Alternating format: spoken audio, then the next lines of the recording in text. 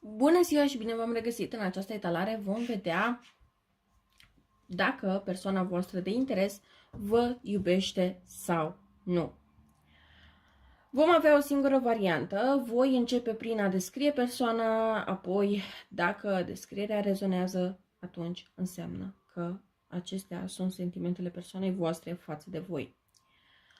Dacă doriți o etalare personală, găsiți detaliile de contact în descriere sau puteți intra pe site-ul luptarot.com pentru a achiziționa o etalare privată cu mine, indiferent că este vorba de etalare generală lunară sau dacă este vorba de etalare pe relație, pe carieră sau o etalare de business. Acestea sunt serviciile pe care eu vi le pot oferi, plus pentru persoanele interesate mai pot oferi și servicii de învățare a tarotului atât unul la unul, dar și în grup, în funcție de cum vreți voi să participați. Bun, să începem.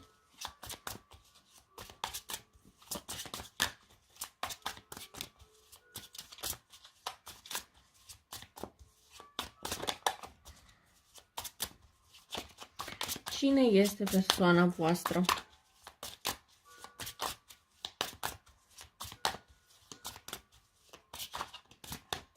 Cine este persoana voastră?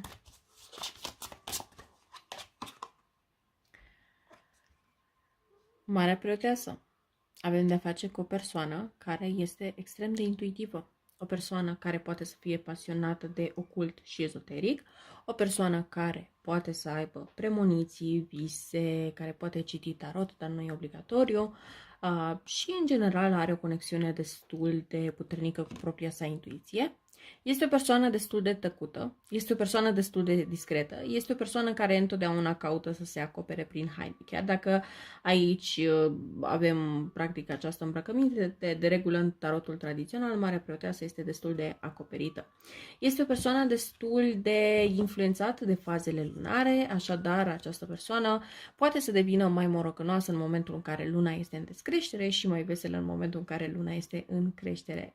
De asemenea, dacă aici vorbim de o persoană de sex feminin, este posibil ca ciclul menstrual să fie sincronizat cu luna,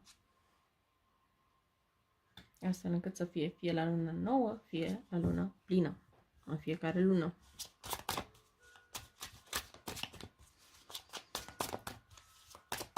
Alte detalii despre această persoană. Tăcută, dar destul de certăreață în momentul în care trebuie să lupte pentru ceea ce își dorește. Este o persoană care poate fi destul de competitivă, nu neapărat îi place ca alte persoane să fie considerate pe același loc sau ca fiind egale. Întotdeauna această persoană simte nevoia să se simtă superioară față de ceilalți, așa că este dispusă să facă eforturi suplimentare, cel puțin pentru a se considera de una singură superioară. Ideea este că această persoană foarte des poate să fie în conflict mental. De ce? Pentru că, pe de o parte, această persoană vrea un lucru, după care vrea alt lucru, după care reanalizează și vrea iarăși alt lucru. Deci poate să fie o persoană care are foarte multe decizii de luat și, în principiu, este destul de greu să ajungă la o decizie finală. Este o persoană care poate obține cam tot ceea ce își dorește. Problema este să definească ceea ce își dorește. Cam asta ar fi problema cea mai mare a acestei persoane. Dar, da, de asemenea, această persoană poate să pornească destul de greu să facă anumite lucruri. Este o persoană care stă și se gândește și analizează și reanalizează și în final nu mai face nimic din cauza asta. Câteodată această persoană poate avea nevoie de un impuls pentru a face diferite lucruri. Este o persoană care nu divulgă lucrurile pe care le vorbește cu o persoană și iarăși este o persoană, cum să zic, căreia îi puteți cere sfaturi.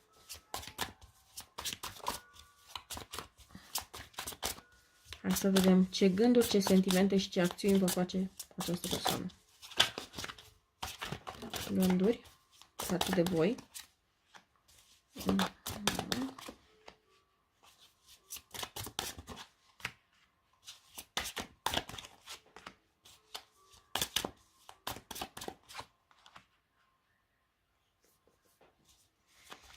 Sentimente.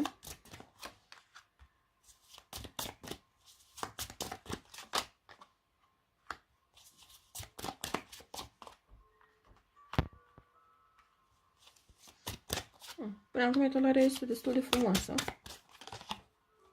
Chiar foarte frumoasă. Și o să vă explic și de ce.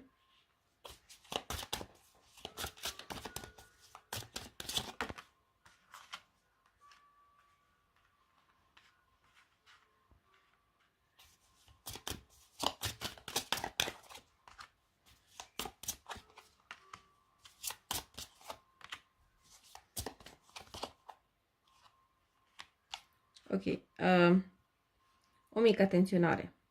Dacă sesizați că această persoană brusc tace, brusc, nu știu, ca și cum dispare, brusc devine mai retrasă, brusc nu mai dă niciun semn, este bine să insistați voi la această persoană, pentru că, atenție, 9 de spade și pași de spade, mie mi se pare că această persoană va avea probleme destul de mari cu anxietatea. Problema va fi că aici poate să fie chiar semne de anumite probleme de sănătate, chiar anumite suferințe. Aici 9 de spade, persoana asta plânge, deci atenție că iarăși pot interveni anumite supărări, dar nu este ca și cum persoana vrea să se îndepărteze de voi, dar atenție că poate avea niște probleme și atunci va trebui să încercați voi să faceți niște pași suplimentari. În principiu, asta nu se întâmplă neapărat pe viitorul imediat apropiat, dar este posibil să se întâmple până în februarie. Da. Așa. Ideea este în felul următor. Această persoană are gânduri foarte pozitive față de voi, simte că are o conexiune destul de puternică față de voi, sunteți practic exact ceea ce această persoană și-a dorit. De ce? Pentru că începem foarte puternic cu steaua. Steaua ne arată o dorință îndeplinită de această dată și este exact ceea ce această persoană și-a dorit la un moment dat. Singura problemă cu această persoană vis-a-vis de voi este mai degrabă că uneori încă are tendința să se țină un pic în gardă, pentru că, ok, tu chiar ești așa sau toată chestia asta drăguță ține o perioadă limitată? Este un pic o nesiguranță din partea acestei persoane care o face să fie un pic în gardă și să fie un pic mai retrasă față de voi, dar nu neapărat pentru că vrea să fie retrasă, pur și simplu această persoană vrea să fie sigură că într-adevăr acesta este felul vostru de a fi și că într-adevăr, cum să zic,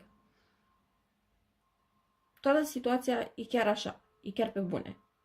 Persoana se simte un pic foarte sceptică, un pic mai mult sceptică în legătură cu acest lucru, dar totuși se simte foarte bine alături de voi. Având în vedere că avem două arcane majore puternice și anume steaua și îndrăgostiții, ni se atrage atenția asupra faptului că această persoană a idealizat de mult o conexiune care să fie exact așa și să se desfășoare exact așa cum se desfășoară cu voi. Luna și steaua poate implica foarte mult comunicare în ceea ce ține de noapte și de asemenea foarte multă dorință, foarte multă fantezie în care și voi sunteți prezenți, desigur. De asemenea, aici puteți să aveți și voi și această persoană vise unul cu celălalt și nu doar vise în sensul de dormit, dar și planuri de viitor unul cu celălalt. Vedem un 10 de pentagrame foarte puternic, doar că această persoană s-ar putea să nu spună neapărat atât de des că se vede în viitor alături de voi, dar în mintea sa este o energie destul de prezentă, pentru că steaua și îndrăgostiții întăresc foarte mult acest 10 de pentagrame. Atâta doar că această persoană momentan e și un pic sceptică și vrea să fie sigură că într-adevăr este pe bune ceea ce simte și totul este în regulă și este în siguranță să iubească încă o dată și asta este problema persoanei voastre dacă o sesizați că este un pic mai reticentă în anumite momente și nu știți exact de ce. Practic asta se întâmplă în mintea persoanei voastre. În legătură cu sentimentele, 4 de spade de la începutul etalării îmi indică faptul că la începutul acestei conexiuni este posibil ca această persoană să se fi păstrat cumva emoțional indisponibilă, dar lucrul ăsta nu a durat foarte mult. De ce? Pentru că după 4 de spade, care efectiv stă acolo și nu face nimic și nu mișcă și nu dă niciun semn de viață, avem faetonul. Deci, cumva, la început această persoană a fost foarte indisponibilă emoțional, dar ceva a făcut-o să se schimbe.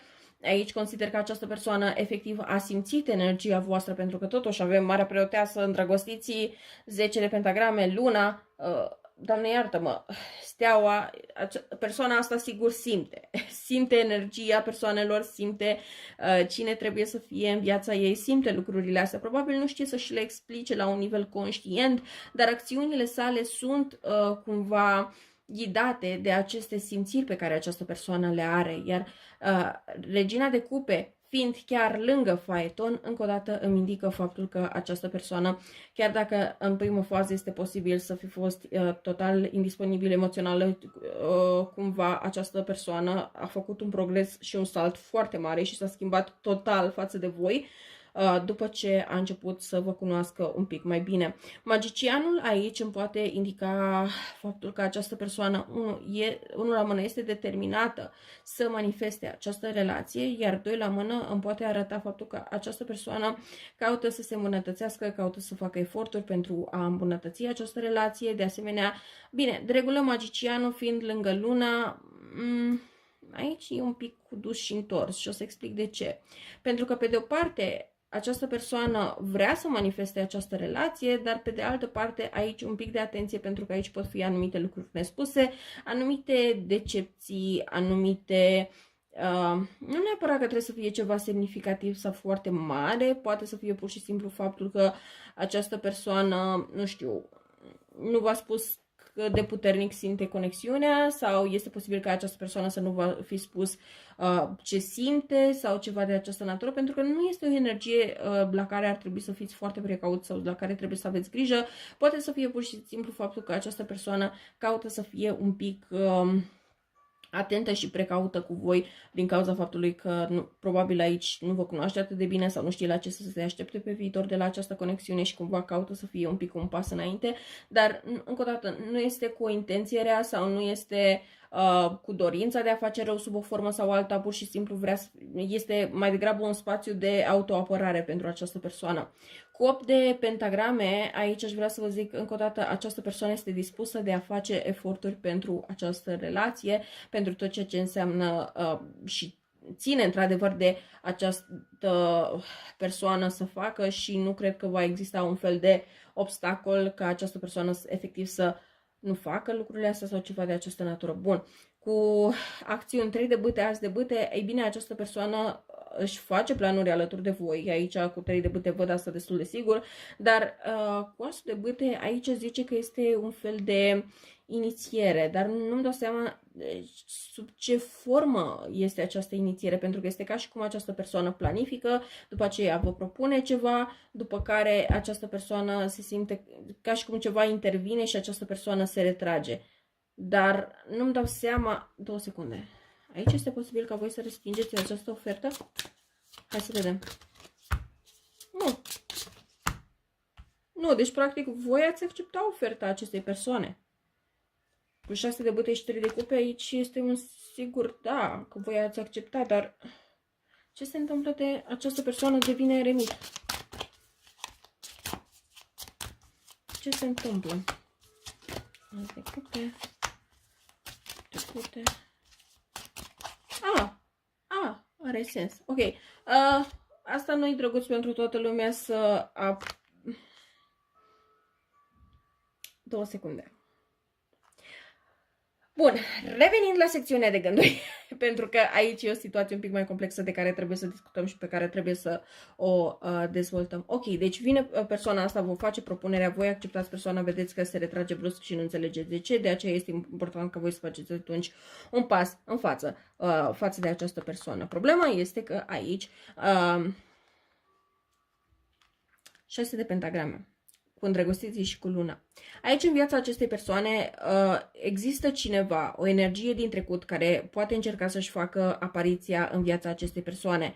Am energie de rac, scorpion, pești, fecioară, care poate interveni și gemeni, în viața persoanei voastre și, practic, persoana voastră cumva a decis că această situație ar trebui să fie de termen lung, a decis că trebuie să fie de viitor și după brusc apare această persoană și este ca și cum dă un pic peste cap, totul e ceva de genul ce, Doamne iartă-mă, se întâmplă aici, pentru că este ca și cum această conexiune din trecut, cumva persoana asta și-a făcut ordine în gânduri, a zis, ok, gata, conexiunea asta oricum nu mai poate reveni la ce a fost, conexiunea asta oricum nu se poate relua, așa că foarte bine pot să îmi văd de viața mea. Și exact atunci această conexiune apare. Și problema nu ar fi de reconciliere sau ceva de această natură, cât este pur și simplu șocul pentru această persoană.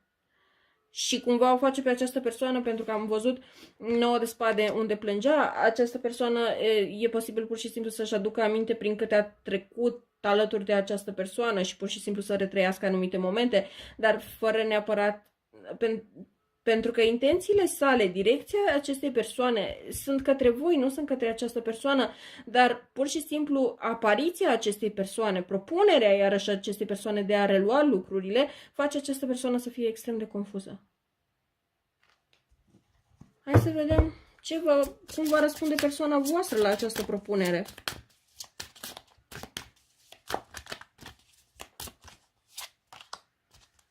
Paj de pentagrame, 2 de cupe, împărăteasa, 7 de cupe, 8 de spade, se simte blocată. 6 de spade. Aici cred că își poate lua puțin timp persoana asta să se decide și să fie un pic confuză.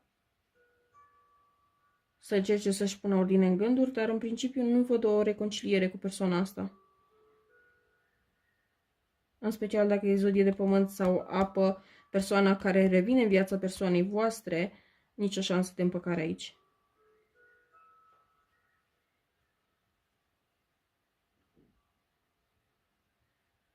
Dacă cumva vă zguduie un pic barca, să zic așa. 6 de spade implică faptul că această persoană decide să se îndepărteze de această conexiune și să avanseze cu voi. Hai să vedem care ar fi finalitatea între voi și această persoană.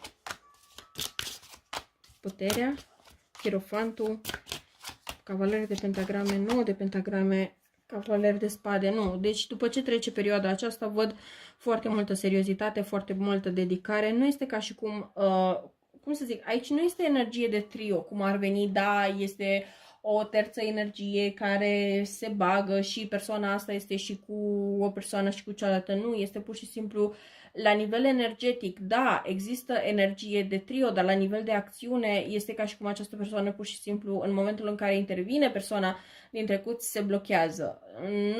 De aceea această persoană, practic, în loc să zică din start, da, continui cu persoana mea și tu du-te naibii, o să fie ceva de genul, se răcește de voi, se răcește de cealaltă persoană, are nevoie să stea cu gândurile sale să se decidă și abia apoi reia lucrurile cu voi și atunci lasă cealaltă persoană, dar este vorba de o perioadă în care această persoană va fi foarte tăcută, foarte rece și nu o să înțelegeți neapărat de ce. Și atunci această persoană are nevoie ca voi să cumva să-i demonstrați că sunteți acolo.